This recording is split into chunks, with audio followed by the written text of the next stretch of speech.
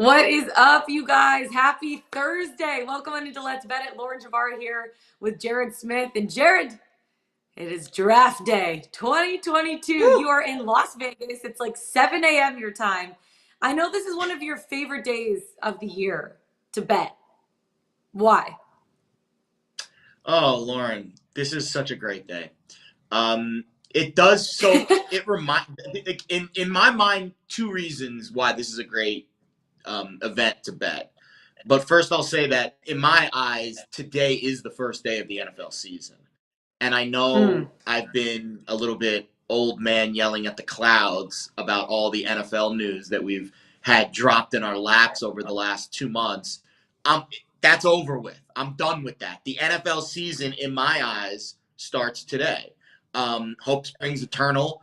The Jets, my beloved Jets, have 2 picks in the top 10. We'll see how they screw it up. Maybe they won't, but they probably will. But the How reason they will why screw it this is up. my oh, they break my The heart. Jets. The reason why this is the best, I think, betting event on the calendar is it is driven by news and information and not data and analytics and power ratings.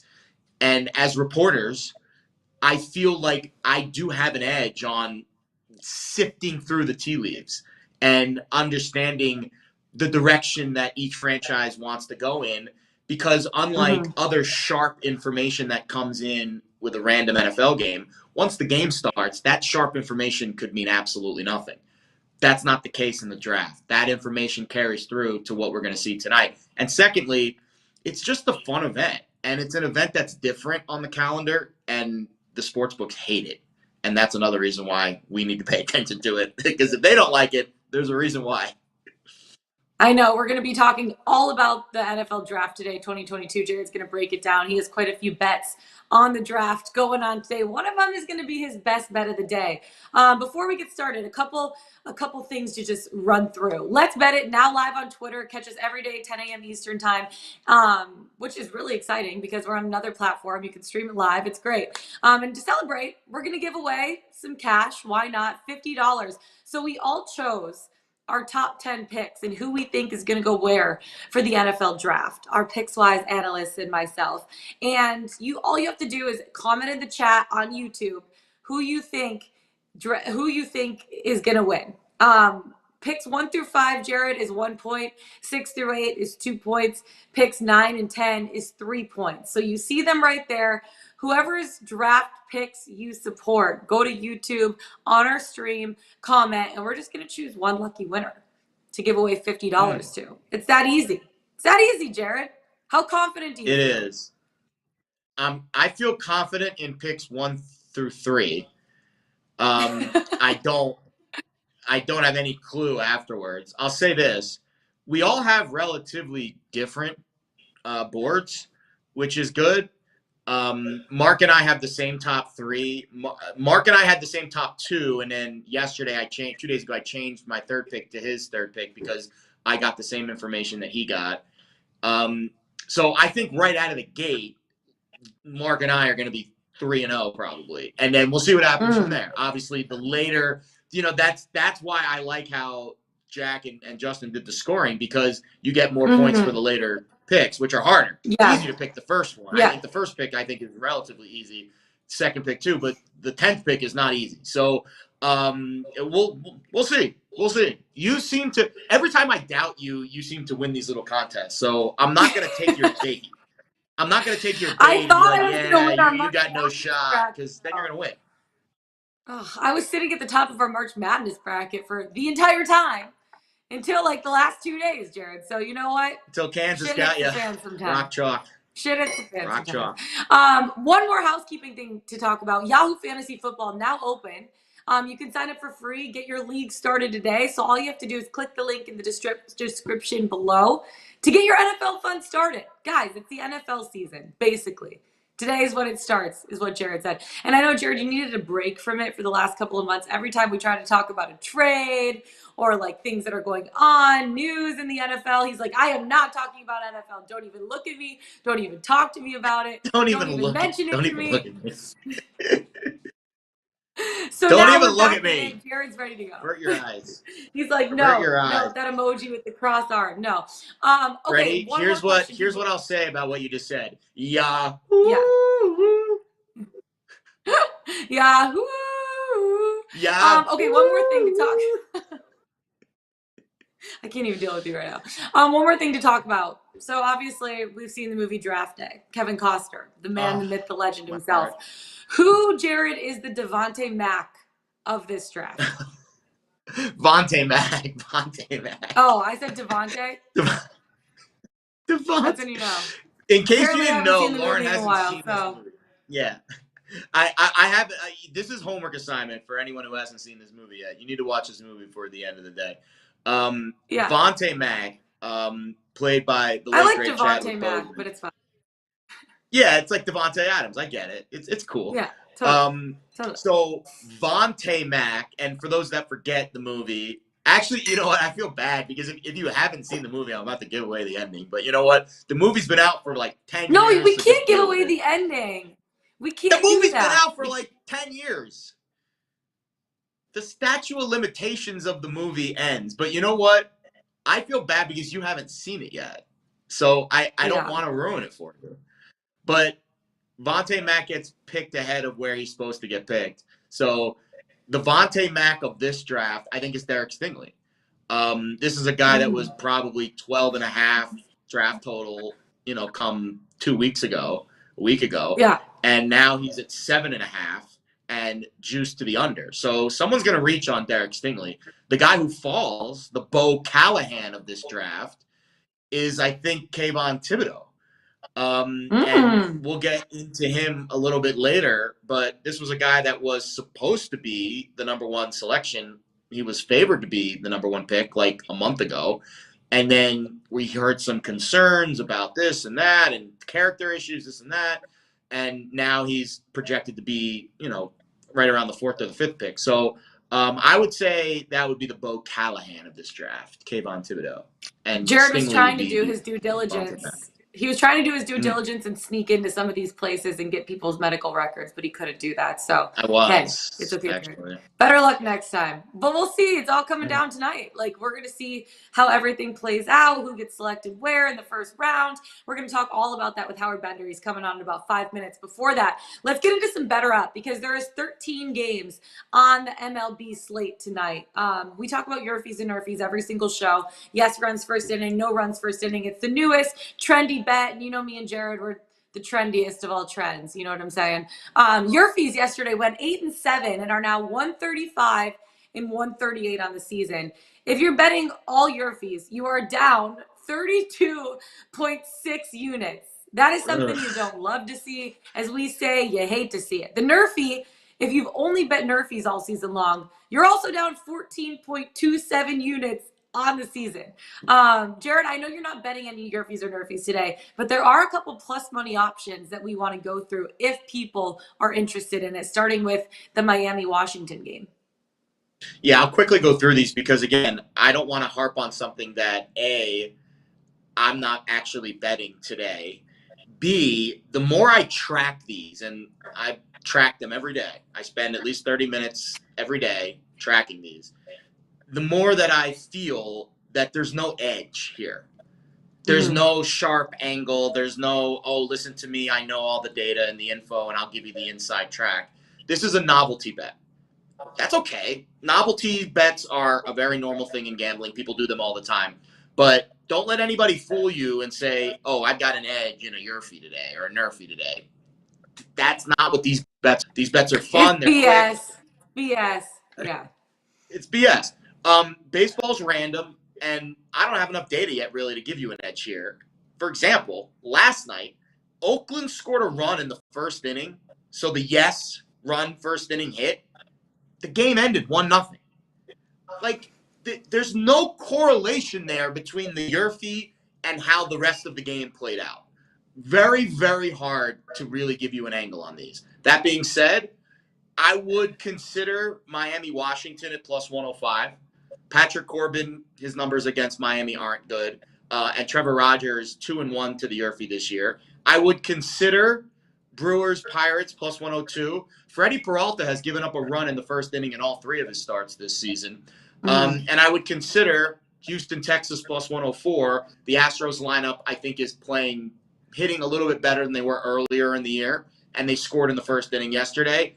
And I think they've got some momentum. And Martin Perez, who we'll get to in a minute, is really bad. So, again, I'm not betting these. I wouldn't recommend putting more than a half a unit or a unit on any of these. They are novelty fun bets, and I would stick to plus money on either side of them. Plus money all the way, baby. You do all have the way a few home. Strikeout props though tonight, don't you? Or today? Most of the games are during the day today, to be honest.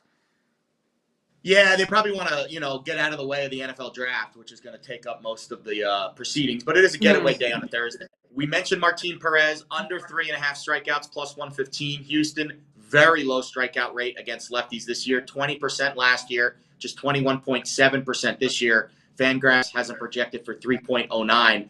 Cal Quantrill, under 4.5 strikeouts, plus 126. Got this over at FanDuel. He's projected for 4.5. His Ks per 9 have dropped dramatically this year at 3.38. He had just 2 strikeouts in each of his first 3 starts. The fastball velo, the average fastball velo, has taken a major dip.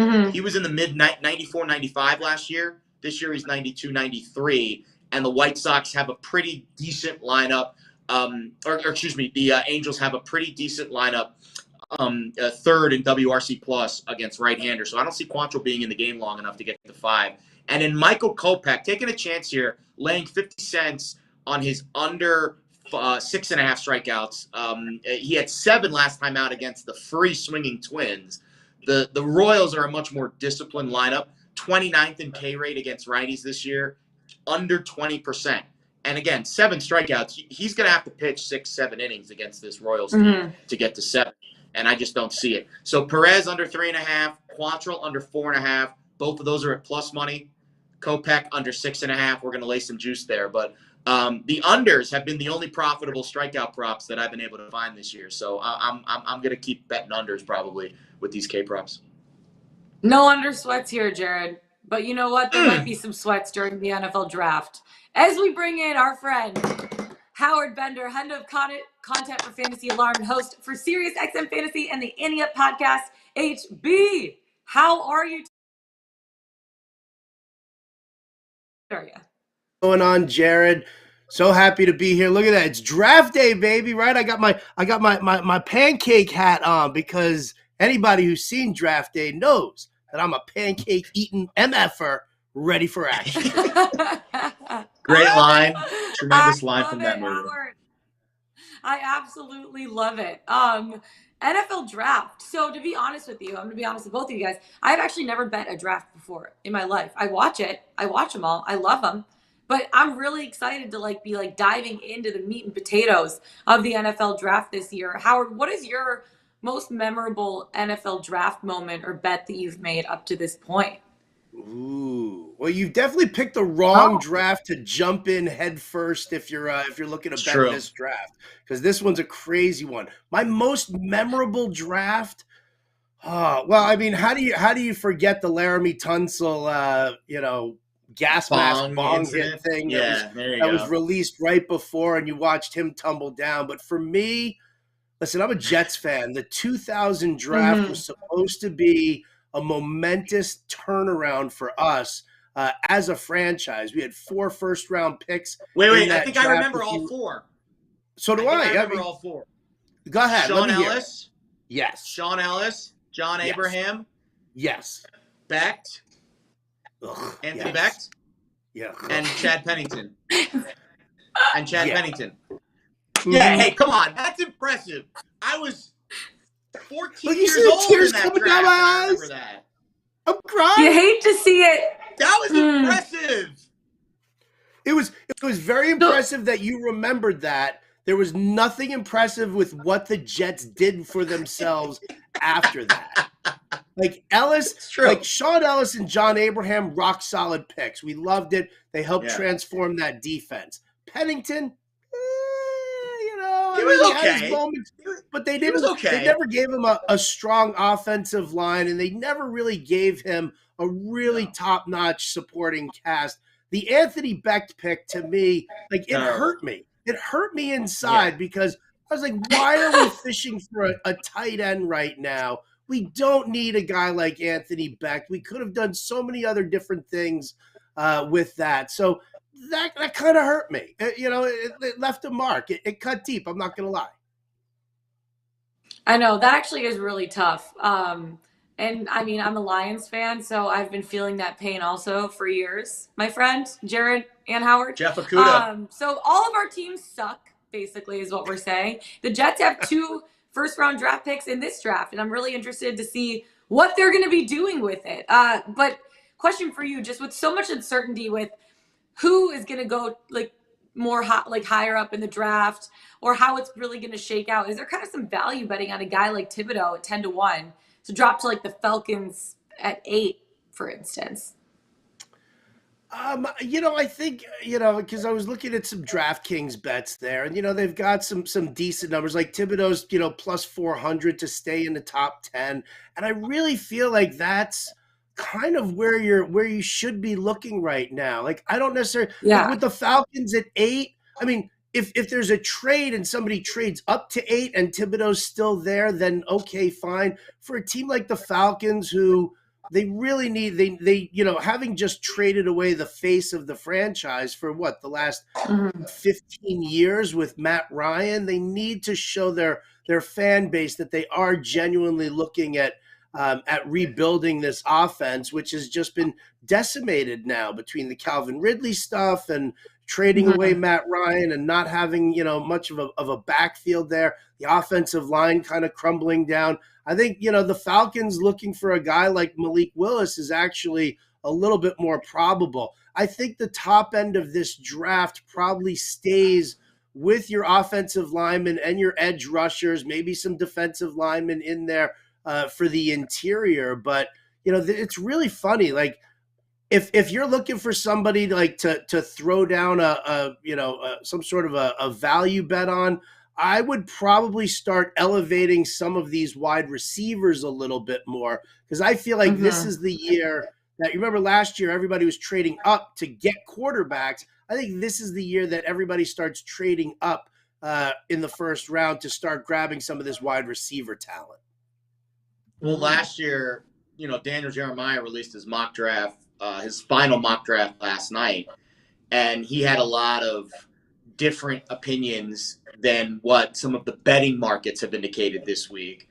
And then I was looking at his mock draft, his final mock draft from last year, and that's the point that you made, Howard, about the wide receivers. And Daniel Jeremiah, make no mistake, I think he's probably the best analyst right now, in the NFL. But he had Jalen Waddle falling 12 to the Chargers. And we all know that didn't happen. He went 6 to Miami. So, and Jamar Chase, who was the first receiver taken, he didn't have him going until 6 to Miami. So, elevating the wide receiver a spot, and then the run on wide receiver starts. So who's going to be the first, team to take that wide receiver and start that domino effect? It may be the Jets at 4, Howard. How would you feel if the Jets went receiver at 4? What would you think about that? I wouldn't. It depends on who's there, right? I mean, I was just looking over at Pickswise, and Dan Servididio's mock draft 3.0 has Aiden Hutchinson actually falling down to the Jets at number 4 now. Which, listen, I think for the number 4 pick, I think that the Jets need to either get that best edge rusher or possibly even boost the offensive line a little bit more, right? Whether it's Ekwonu or Charles Cross, I think they can kind of do that, bolster that offensive line, or just enhance that pass rush with a guy like Hutchinson, to make that happen. With the 10th pick, that's where I could see the Jets going for the wide receiver, because you still have enough talent out there that I don't think you're really pushing the envelope by taking somebody, even if it's I don't know, Jameson Williams or Olave. I mean, I think that the Jets can grab a wide receiver at 10 and give them, give Zach Wilson that extra weapon. I could also see the Jets trading down from that 10th pick because of the depth at the wide receiver position, at least in the first round. I would say in like the first 15 to 18 picks. I think if the Jets have their second pick down there between 10 and 18, I still think they can grab a decent enough weapon for Zach Wilson.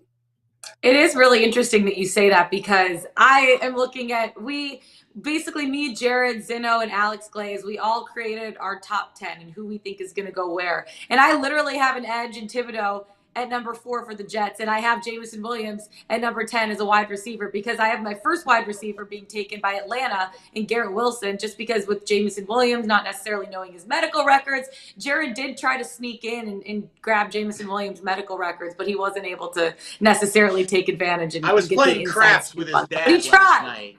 He tried. Yeah. Wow. So if you were playing craps with him, you couldn't glean any extra side info there? I tried, Howard. It's confidential. I'll release it later today on Twitter. Wink, wink. How would you feel? I can't wait for that. I'll give you my pancake hat for that info. How would you feel about a Thibodeau and a Williams going 4-10 with the Jets? Like, who do you want to see them draft, Howard? You know what? I mean, listen, I'd be very happy with Thibodeau. I actually really like Hutchinson. Like, I don't really understand. I mean, I get that, he's kind of falling a little bit. But I don't see him being outside of a top 5 pick here. I think your Lions actually really like Thibodeau. I think your Lions actually make that move. I heard I have the Lions taking Hutchinson, Michigan man. You know what I mean? Okay, listen. I'll trade you on that. That's fine. You can have Hutchinson if I can have Thibodeau. But I think both our teams actually that's what we need first. Yes, absolutely. I know where you heard that yesterday. This guy Scott Bischoff put out this video, and that moved the market on Thibodeau. We heard this information that Thibodeau is at the top of the Lions board. It's Walker, then Thibodeau. I don't buy that, and I just don't. I don't buy it. I think it's clickbait. I understand why it got put out, but I don't buy it. I think Hutchinson's going 2, and then I think this draft starts at 3, but I think it's 3, and I think the Jets are going to have a choice between Ahmad Gardner at 4, or they can go IK. Or through it, let's take the receiver that we want, because I think they might feel that the receiver that they really like might not be there at 10. And again, what did we see last year? The Dolphins said, screw it. We really like Jalen Waddle. He's not supposed to go in the top 6, but we like him. We're taking him at 6. So I don't know if I think Thibodeau. I don't think Thibodeau is going to. I would be shocked if Thibodeau goes to, based on what I'm seeing transpire and how I'm kind of reading the tea leaves here. But I've been wrong before, so it's not the first, won't be the last. And you know what? It's betting, boys. It's betting. That's what it is. It is betting. But what we're hearing is, and I think I think this is a good point to make for everybody out there who is betting. We're seeing a lot more misinformation given out by teams now here in the last 2 or 3 years than I think that we've seen ever before, right? It's not so much about predicting the draft or anything like that.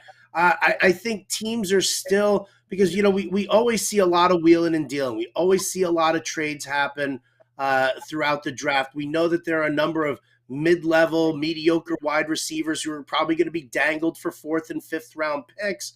But we've seen so many teams lie about what they want. Case in point, San Francisco, right? The report came out yesterday from John Lynch saying that that he thinks Trey Lance is ready. Is he, or are you just trying to enhance the market here for Jimmy Garoppolo, who I don't think that they have any intention on trading anyway, because I don't think that they think that Trey Lance is ready. So I think that what they're trying to do is they're trying to feed some info out to everybody just to kind of keep everybody else on their toes and, have to think twice about whether or not they should be trading up, they shouldn't be trading up. And I think a lot of teams are doing that. So, perhaps maybe there is somebody in the Detroit office who leaked the Thibodeau information there, but they secretly do want Hutchinson Hutchinson, and they're hoping that maybe, a team who is in need of Hutchinson is actually going to offer him more. I totally agree. No, I totally How would you agree. think about it from your perspective, Howard? Like if you had a pick in the draft, and I think the great example is the Giants because they have 5 and 7. So if you're the Giants and you're like, all right, maybe we can coax a team to come up and take this 5th pick because we know the guy that we want is going to be there at 7. You're going to put out information, for example, Charles Cross. All I've heard for the last week, the Giants love Charles Cross. The Giants love Charles Cross. Giants, Charles Cross. Charles Cross, Giants. I mean, that's all I've heard. And if you're a Giants general manager and you're like, wait a minute, maybe Carolina really likes Charles Cross. And if we keep putting out this information that we like him, maybe Carolina says, screw it. Here's a 6th round pick. We want to move up a spot because we want to take Charles Cross. You're still going to get the guy that you want at 6, and you're going to get the guy you want at 7, and you're going to pick up a 6th round pick in the process. Like, to me, that's how I would play it if I was a GM. It's all a big, giant game of poker. Yeah, total gamesmanship. A lot of that is happening, no matter what. Yeah, I mean, listen, I think that's something that you have to take into account, especially if you are betting or trying to at least bet this draft, is understand that, probably about 60 to 70% of what you're hearing right now from teams this close to the draft is probably less fact and more hype to try and increase the value of their early picks. Okay, we're quickly going to go through some over-unders. So we're going to treat this like Red Hot Chili Poppers, where I give you a draft position for a certain player, and you give me a 10, 15-second over-under. Howard, I'm going to start with you.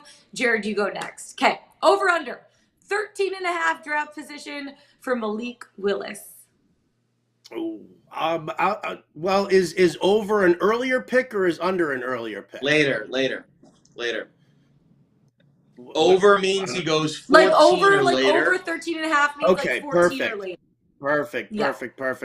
Then I'm just double checking.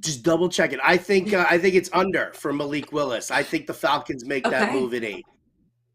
Howard, I can see you being the guy that pulls out the rules of Monopoly before you play the game to read it, make sure everything is set in stone. You're right. And I'm the hat. I'm always the hat. What's your favorite board game? I'm curious. What's your favorite board game? Risk? Stratego? Life? Wow. Look at you pulling out all the old names. Have you ever played the game Catan? Oh, so good.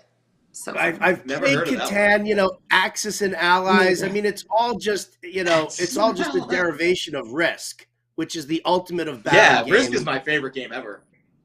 Right? You take over Australia, and then you just spread from there, because once you own a continent, you get extra guys. I was all about Kazakhstan. No. That was my favorite. That was my favorite. All right, Jack is upset. We're off track. I'll go over 13.5 Malik Willis. I think he's going 20 to the Steelers. Period. End of story. I like it. Okay, over under 12.5 draft position for Kyle Hamilton. Kyle Hamilton. I'm gonna say over for Kyle Hamilton. I think he ends up going a little bit later there. I know that I'm gonna go like 15 or 16. I think a trade happens where somebody comes, either trades down and settles for Hamilton or trades up late in the draft to grab him midway. So I'll go 15, 16. So I've got the over. The really tough part about Kyle is when I watch him play at Notre Dame, I loved him, but he doesn't have a position in the NFL. I got in at this I gave out over 9.5 like over a week ago. And it's moved significantly. Always follow the money. It does seem like he is dropping. 11 to Washington is a possibility, but it seems like that number has blown through 11 and now 11.5, 12.5. So I'll trust the odds and I'll say over 12.5. Over under 7.5 draft position for Jermaine Johnson. Oh, I'm going to go with the over on this one. I mean, he's like what, your 4th, 5th best edge rusher right now. I think those, when you got Thibodeau and you've got Hutchinson, you've got Walker all there. If those guys all go over the top, I think you've got enough secondary help and enough offensive line help to push him down. I think he could be a borderline top 10 guy, but I wouldn't be surprised to see him kind of fall out a little bit, maybe land with like Houston at 13 or something like that. Yeah. Yeah, he was 9.5 and juiced to the under for most of the pre-draft process. I did hear buzz on him to Seattle, but then I heard buzz that Seattle also wanted to trade out. So they might have just been floating, we like Jermaine Johnson, because they knew the team that they might be trading to also likes Jermaine Johnson. Again, gamesmanship. Mm-hmm. The thing about Jermaine is he played in the ACC, not a great conference, but at Florida State, he played NC State. I think he went up head-to-head against IK like 3 different times. So that's good to have on tape. There's buzz on him, but I think 7.5 is too rich. I would say over 2. Over under, this last one, over under 30.5 draft position for Desmond Ridder, Howard. Ooh, I love Servo's mock draft 3.0 where he gives your Lions Desmond Ridder at 32. I think it's over. I don't think that teams are going to be falling all over themselves to get that quarterback. It's just not that draft. So I think Ridder is a guy who, could stay, back end of the of that first round here. But with like a final pick. You guys can't go with Jared Goff for the future. So maybe you try out Ridder here and you see that he's, a step up for at least for the future. We need something or someone else. Yeah, the lesser of two Jareds. Here's what I'll say about Ridder. So the business of the NFL, Howard, leads me to believe that he will be taken in the first round. And it reminds me of the Lamar Jackson situation where the Ravens traded up into the last pick of the first round to take Ridder or to take Jackson. And here's why. In the NFL, your first round contract gets an extra year of control. And we all know the positions that you want an extra year of control with: quarterback, edge rusher, right tackle, left tackle, or, corner. Ridder, I could see Ridder being the Lamar Jackson of this draft. And I think I'm comfortable with betting on him to be taken in the first round. But this number, 30.5, no. I could see a team trading up into the first round to take him at 32, but I don't see him taking – I don't feel comfortable betting under 30.5. If you can find a first round bet on Ridder, I would say yes. But 30.5, I would lay off completely or bet the over. Mm-hmm. Yeah. Okay, so before we let you go, Howard, I want to talk about which positions 3 different teams in the draft are going to go with. We have some of the best odds for them. So let's start off with the Kansas City Chiefs. So for the Chiefs to draft a wide receiver right now, it's at plus 120, and for a D lineman, it's at plus 300. Who do you think they're going to go with for their first pick? I feel like they have to go wide receiver here. You don't trade away Tyreek Hill and walk away from this draft without a top-tier wide receiver talent. I mean, you have to give the weaponry to Patrick Mahomes. And, and Mahomes has, he gets input here on the draft. So I think it's wide receiver early for the Chiefs. And yeah, I think that's a pretty safe bet. The fact that you're getting plus odds on it makes me want to bet that even more. Mm-hmm. Agreed. Totally. Again, that late in the first round, anything could happen. It's really hard to project past the 10th pick, really. It's really hard to project past like the 3rd or 4th pick. But I would be shocked if the Chiefs did not address, especially because they have 2 first-round picks. I'd be shocked to trade up even. Take a receiver for them. Good. You're right. I think second team I want to draft capital allows them to even possibly move up more. Mm-hmm. Yeah. Okay, the second team I want to talk about, the Dallas Cowboys.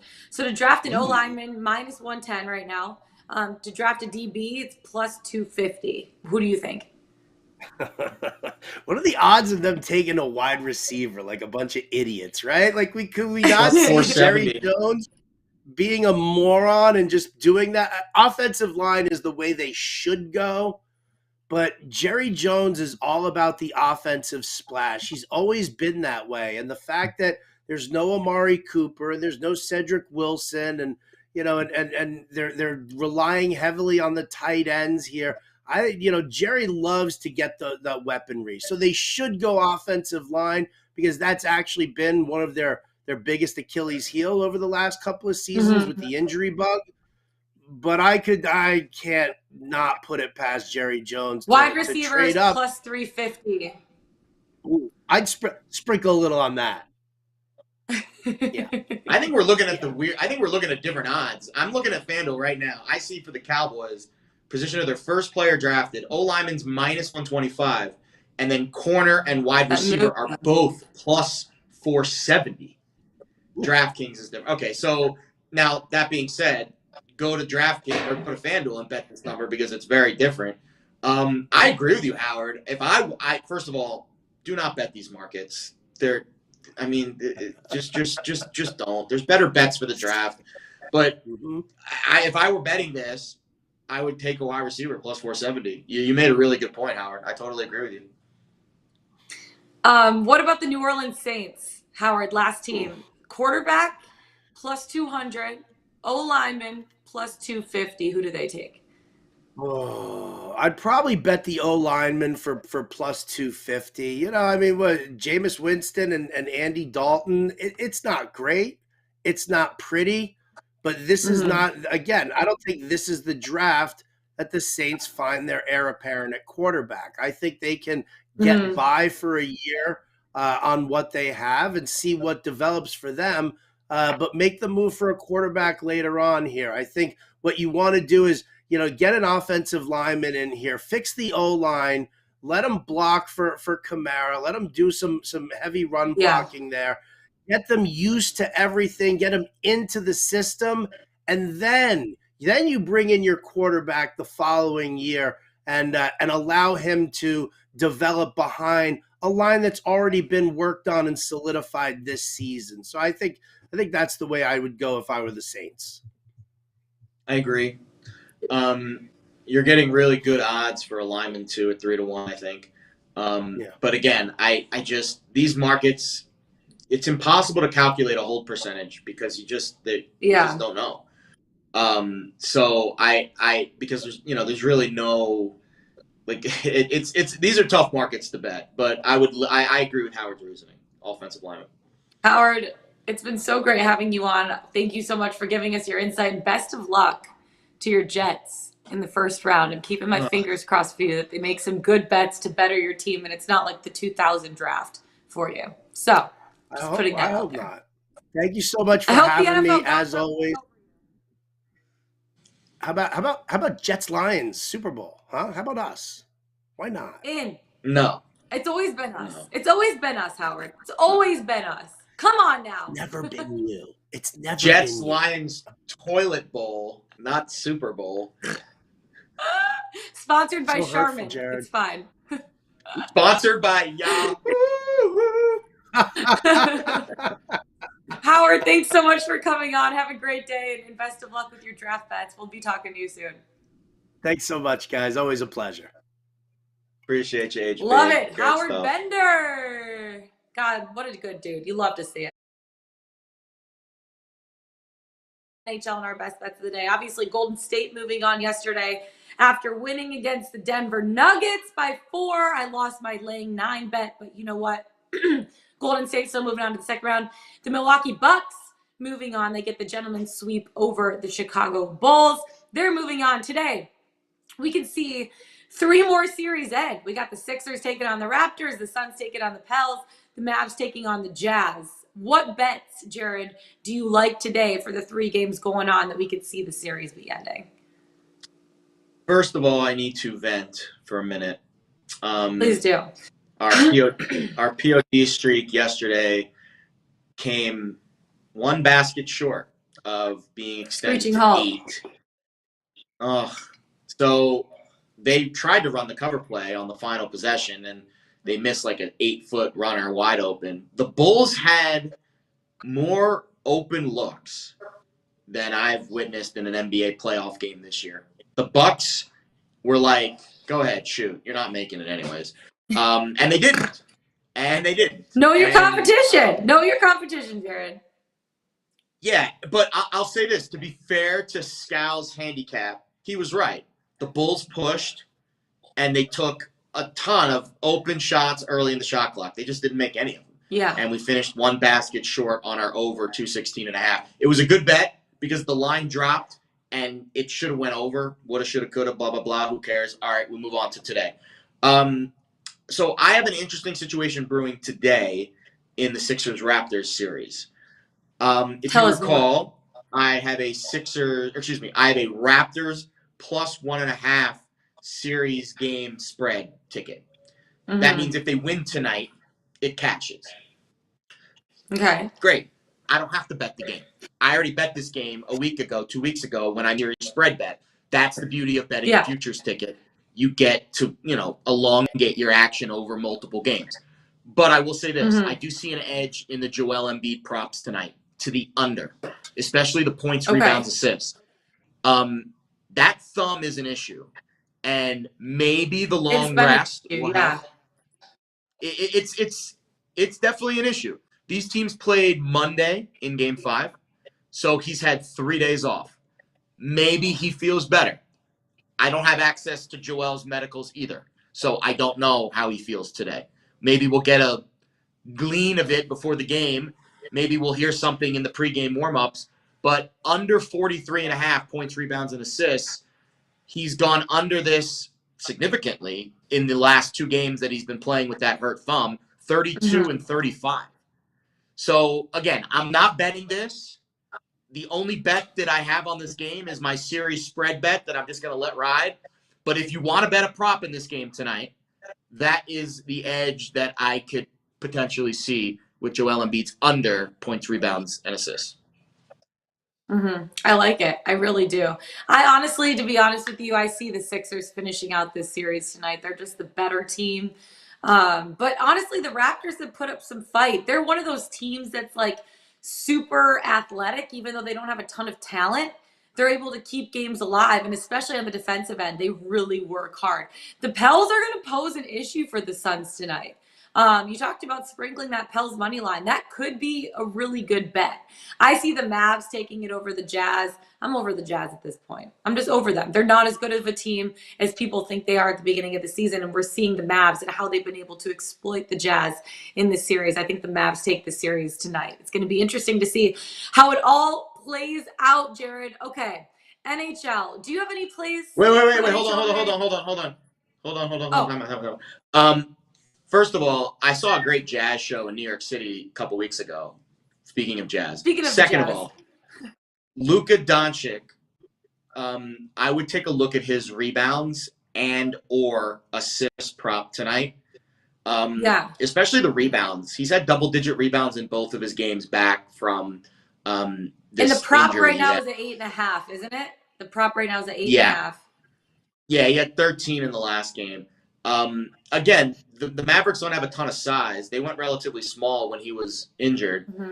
And I don't know, the Jazz just seem like they're kind of kind of folding in the towel here. So rebounding is a hustle stat, and I just see Luka being on the floor a ton tonight and being around the ball a ton. And I feel like he's gonna have another good game tonight. Rebounds and assists at 16.5. I think that's a decent bet as well. He's projected for 18.5. He had 18 in Game 5. But again, 13 rebounds, 5 assists. So however you want to play it, you have to lay more juice for the rebounds. But I think both are decent bets. So again, I'm not personally betting these, but I want to give people prop options because I know they love to bet the props. And if I were to bet a prop in this game tonight, I would bet Luka over 16.5 rebounds and assists or over 8.5 rebounds. We already cashed our ticket on this series. Thank you to Scal. Mavericks plus 2.5 games on the series spread. That cashed after Game 3. I love these series spread bets. We're going to be betting them again in the next round. We'll see what we got. The fact that Luka Doncic rebounding prop is 8.5 for a guard, for a point guard, and he got 13 rebounds last game. Yeah. This is why the Mavs are winning, because they are hustling on the defensive end of the floor. With how the game's being played now, teams are shooting a lot of those long threes. You're getting a lot of long rebounds. Guards have to rebound. And that's exactly what makes Luka so good. He's good on both ends of the floor. The fact that he had 13 rebounds, Jared, that's just unbelievable. The Mavs, I agree. Mavs in he's not Mavs a real point guard though. I know like his like position might be, he's but like still, he's he like is a part of the point forward. backcourt. Yeah, he's like a point forward, I would say. He's so good. He's so good. He's amazing. Okay, let's move on to NHL. Do you have any NHL bets tonight? No, all you go. Take it. I have an NHL bet, but it. it's also my best bet of the day. So before we get into it, let's go to Pickswise.com and talk about our 3-star play of the day. Who do we have today? Mark Zinno, Colonel Zinno, reporting for duty. Suns, Pelicans. I won't give it away. Check it out. He has a 3-star on the Suns Pelicans game tonight. I agree with you. I do lean Pels money line. I think that series goes 7. I think they go back to Phoenix. Everyone's on the Suns tonight too, which makes me also like Pels money line. Also, Tyler Mortimer has a play on the Panthers-Senators game tonight. Our Ice Cats are in action in Ottawa. You've been to Ottawa. Beautiful city, right? Yeah, I have. It's a beautiful city. I've skated on the river there once it freezes over. You love to see that. Okay, our best bets of the day. I am taking it to the ice. Speaking of, not quite taking it over the border, but I am taking it to New York, where you are right now. Well, you're in Vegas, but it's fine. Where you normally are. I'm not in New York right now. The Caps taking on the Islanders. I like the Caps 3-way money line in this spot at plus 125. This is their second meeting in 3 nights. And this game means a whole hell of a lot more to the Caps than it does to the Islanders. The Caps right now are 1 point back of the 3rd place in the Metro with 1 game in hand on the Pens. This game is a must win for them at this spot. For the Islanders, they won 3 days ago against the Caps. It's tough to beat a team twice in a row. And the Islanders on home ice, not great this season. They're only 19, 15, and 5 on home ice, where the Caps are one of the best teams on the road, 25, 8, and 6 on the road this season. For the Washington Capitals, though, they need their offense to step up. They've only scored 3 goals or less in each of the last 5 games. The disadvantage for Washington, too, is their goaltending. The Caps are starting Ilya Samsonov. He's allowed 4 goals on 26 shots in his last start. He has an .896 save percentage, which isn't great, in a 3.02 goals against average.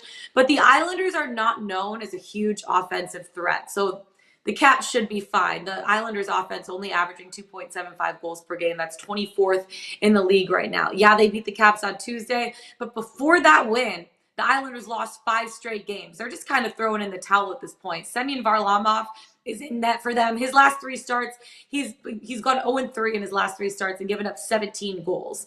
The Caps are going to play with urgency. They're going to want to pass Pittsburgh in the standings, and I think that they will after tonight and still have a game in hand against them. So they want the game a little bit more. Caps 3-way money line on the road against the Islanders, plus 125. Love the value that I'm getting for that. For your best bet, Jared, give us your draft bet, because this is your favorite day. Well, one of your favorite top 5 days of the year for you. I think I feel comfortable saying this is my favorite event, solo event, like one day to bet. The first, I guess it's technically 3 days, but March Madness is a little bit longer. I put the Masters up there. The NFL season is longer, but if you want one day to like make bank, we have had a lot of success betting this draft. Sadly, a lot of the offerings today are not very POD worthy because the market's open weeks before. We've given out picks. We gave out our first draft prop on April 13th. That was 2 weeks ago. I would not bet.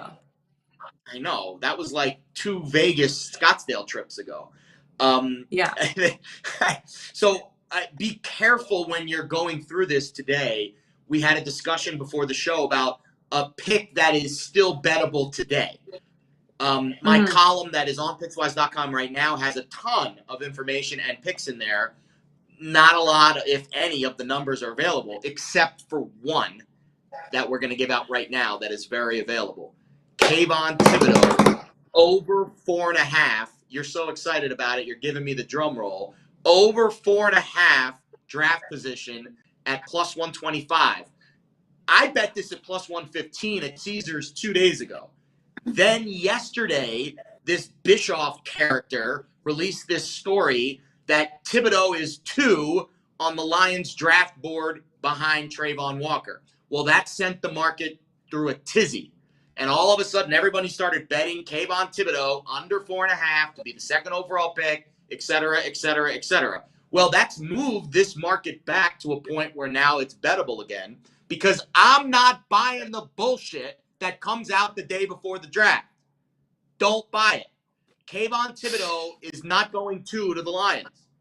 Aiden Hutchinson is going 2 to the Lions. Maybe Thibodeau goes 4 to the Jets. I don't think he will. I think his character concerns are going to push him down. I think there's better defensive line options in this draft. And if I was starting a team today, I would Walker, Hutchinson, or the 2 corners before I would take Kayvon Thibodeau. And that pushes us to the 5th pick. I could see him going 5 to the Giants. I could see him going 7 to the Giants. I could see him falling out of the top 10 entirely because teams don't like the character issues. Thibodeau over 4.5, plus 125 at Caesars. It's really, I think, the only true best bet on the day. Besides, at FanDuel, I'm seeing minus 140 for Trayvon Walker and Aiden Hutchinson to go 1-2. I would consider that as well. But I like Thibodeau better just in case something crazy happens at 1 and the Lions or the Jags decide to totally upset the apple cart. I still see Thibodeau falling. So to me, that's the safer bet, plus 125, Kayvon Thibodeau over 4.5 Caesars. Lock it in, baby. Before we go, make sure Yahoo Fantasy Football is now open. Sign up for free and get your league started today. Click the link in the description for the best NFL fun. And you want to get it all started with Yahoo Fantasy Football. Make sure to do that. That's it for us today. Find us on the Pickswise YouTube channel. Go to pickswise.com. Follow us on Twitter. Jared Smith, I'm Lauren Jabara. Best of luck with your bets tonight, guys. Enjoy the 2022 NFL Draft tonight. We'll see you tomorrow. Let's get it. Let's bet it.